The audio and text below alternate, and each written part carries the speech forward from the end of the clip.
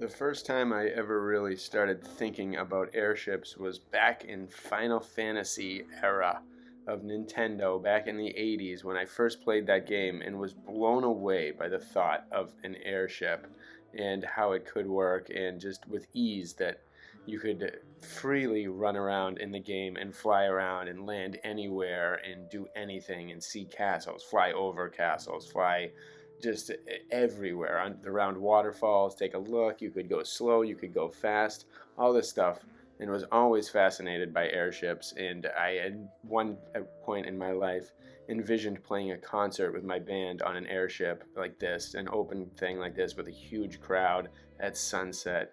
Just how amazing it would be. I always wondered. Maybe I'll get to live it someday. I hope, if we can resurrect airships. But either way, one of you all out there, I love when you all contact me and send me some stuff, but one of you tuned me into this, Tartaria Info. It's a Russian site that had an amazing amount of airship information on it. And so I'm going to show you the page here. You can check it out. I'll put the link below, and then I'll show you some other pictures and photos of airships throughout time. But wow, take a look at some of this, and some of these concepts that are brought up in this particular article on airships are just awesome and totally beyond the airship. And I'm glad to see that Russia is starting to dig deeper into the history of their land, because something is fishy and something smells rotten with the amount of stuff that's been hidden and eviscerated from time. So this is a very interesting collection, and I highlighted some certain pages that I wanted to read for you all, some different parts. So we're going to start with this. You can take a look at this whole article, but I'll read parts of it and that I thought were important and kind of talk about it. This section said, an airship, from French dirigible, controlled, or a controlled balloon, a type of aircraft, a balloon equipped with a power plant and capable of moving in a given direction at a considerable speed over a wide range of altitudes. The hull of the airship is a body of a conveniently streamlined shape with a volume of 2,000 to 200,000 m3, equipped with stabilizers, vertical and horizontal rudders as part of an attitude control system that provides the ability to move in any direction regardless of the direction of airflow. Airships are equipped with powerful motors, usually reciprocating, that drive propellers to create thrust. According to the hull design, airships are divided into three types: non-rigid, soft, rigid, and semi-rigid. So the article goes on to talk about all of the different uses of airships, whether they're for travel, luxury travel, transport, or especially blowing things up and destroying things and showing complete dominance. And also the possibility that these were created with kind of a technology that we don't really know today, some kind of ether gathering technology that allowed them to kind of sustain themselves, to be totally afloat. And they are kind of theorizing all these different things regarding the air inside it as well. And was it helium, or was it something else combined with some other things? And look at this picture. I love that. The tap and the people getting on in these revolving cylinders that are all over the place, found in many different places and most likely bombed. They look like altars. They look like lighthouses. I wonder if lighthouses were converted at one point or used at one point for airships all over the world. How interesting is that? And they bring up so many different kinds of concepts in this article. You really have to take a look at it to believe it. All about the outsides, whether they were bulletproof, whether they were just, protective of everything, protective against anything if you crash into a mountain or something. But they also found all these different balls with them, these metallic balls that they're not sure about. They kind of disguise them as weapons, but you'll see people are lying on them. So many different things. They also stated in this article that the Zeppelins were known to be able to be traveling around the entire world and only making 2 to 3 stops, or at least this part of our plane, and making 2 to 3 stops to refuel. So whatever it was using was a pretty amazingly efficient system. And they were talking about potentially star forts that were declared as the towns where these Zeppelins were made. There were certain different factories in different particular places of Germany and Russia that were eventually, definitely mostly around the Crimea again, that were blown up at certain points that were supposedly factories or different areas where they created these things. And this guy goes into very amazing depth about the star forts and where they are now and how some of them are underwater. This part was pretty interesting where it says, I'm not linked up with the images, but this one particular part says the steam-powered airship designed by Henry Gifford, who borrowed these ideas from Meunier more than half a century later, did not make its first flight until September 24, 1852. The difference between the date of the invention of the balloon, 1783, and the first flight of the airship is due to the lack of engines for aerostatic aircraft. The next technological breakthrough came in 1884, when the first fully controlled free flight was made in the electric-powered French military airship La France by Charles Renard and Arthur Krebs. The length of the airship was 52 meters, the volume was 1,900 meters cubed. In 23 minutes, a distance of 8 kilometers was covered using an 8.5-liter engine. However, these devices were short-lived and extremely fragile. So that's part of the news, and what we got to remember, that everything we hear about the Hindenburg, about all these different things, was designed to completely reshape the thought of airships, according to this article and according to my thought as well. And this is kind of interesting. It says, according to the version put forward by the American amateur historian Adolf Hohling, the Hindenburg was destroyed by a time mine explosion. This mine was installed by technician Erich Spell, German, at the bottom of cylinder number 4. The explosion was supposed to occur after berthing, when all passengers and crew had to leave the airship. But since the Hindenburg made an extra circle, the clockwork worked before they disembarked. Spell himself jumped out of the burning ship, but soon died in a hospital from his burns. The former head of the IV department of the Gestapo, Heinrich Müller, adhered to the same story. And so again, was the Hindenburg, like most people think now, just designed to create tons of fear and to completely end an industry that had been dominant for so long? And it even refers to this article about, destroying cities in Russia and talking about just completely obliterating places in Russia, and Tartaria most definitely. And then as World War I comes, talking about how these weren't really, they were supposedly not used, but people say they were. But as time went on, they kind of suggested, maybe they got rid of this technology because it was too easy, almost too easy to destroy things in this manner.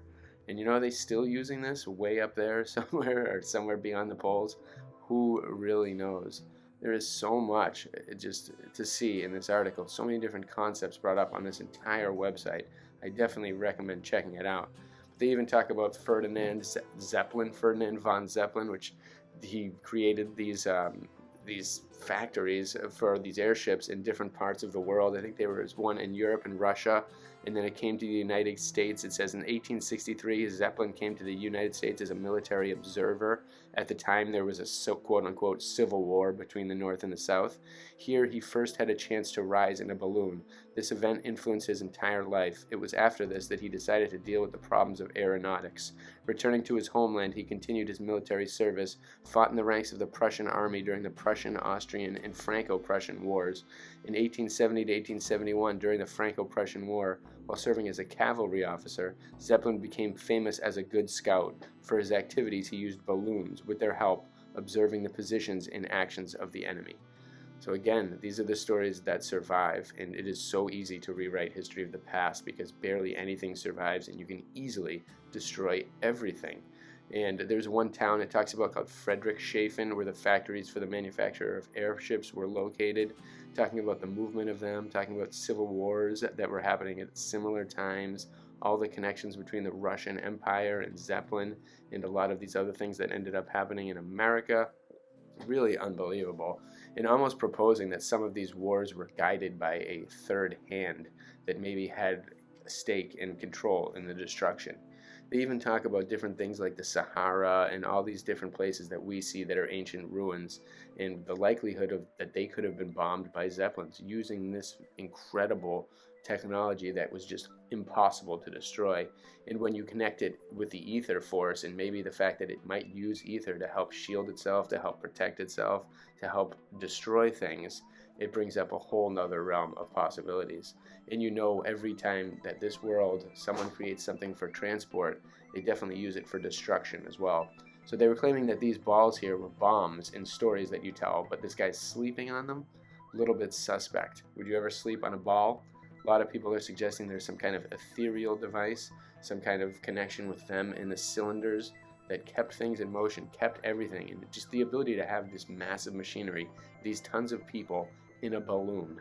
You know, there is definitely something clearly figured out here, technological wise, that we can't even fathom right now in this current thing because they've destroyed it. They destroyed it intentionally. They probably didn't want it to be used again. Maybe they wanted to keep them on one of the islands that they erased from Google Earth. They're one of the countries that are gone. They wanted this technology not to exist here because they can make a lot more money with other kinds of war materials. But wow, these are the ancient kind of airships that they talk about in some of the old books from the 1600s and beyond. And were they using these? And what were in these balls right here? And maybe underneath the Zeppelin were a series of different balls, like ethereal balls that helped float, helped gravitate, helped kind of separate or create like a, you know, just like almost like a water-like solution. It turns the air into, or it just kind of uses the air as a water-like system. And it even shows some flags and some coat of arms that depicted things like airships.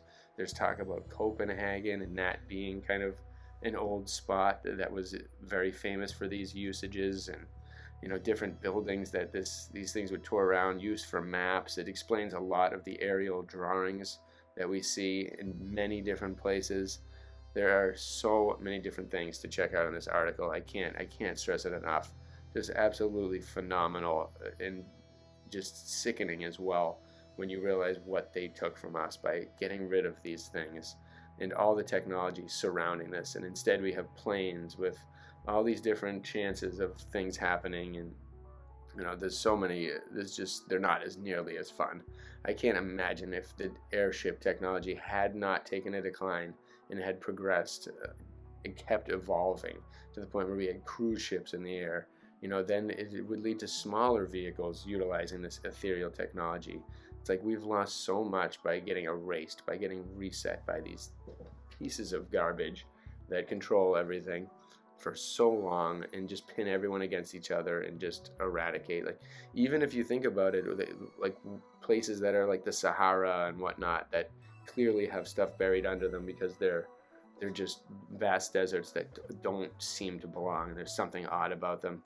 And either way, regardless of what's buried underneath them, think about it in regards to airships. You could even drop dirt on these things. If you had a way of lifting tons of masses of things, like we do helicopters with water and fires in the West, they could probably lift huge amounts of dirt and just dump them onto different places, cover land, reset cities by just dumping the land on them. These things could have been used to terraform or to basically reshape the entire world if they were, you know, if they didn't just need air and like barely be able to float, which never really made sense. When you think about them having helium in them, they'd bob up and down, they'd be tough to control. There'd be so many different weight imbalances if people were moving around in there. You know, it had to be a technology that we don't really know about. Something was lost, something in this shell that kept it up and kept it like amazingly strong, kept the air from leaking out of it. I mean, the air, it has to be the tightest like boundary of all time to be able to keep air out and not have a leak and not have it start to tear. And it clearly was not flammable the amount of times they were using them. There's this just totally a lie, the Hindenburg nonsense. The motors used were clearly of an intense technology. So much lost, so much stolen, so much robbed from all of us. These people, just by leading us astray and lying about so much of our past, we lose so much of our present. We're just being held down by this invisible force that doesn't allow us to progress as we should have and as we deserve to.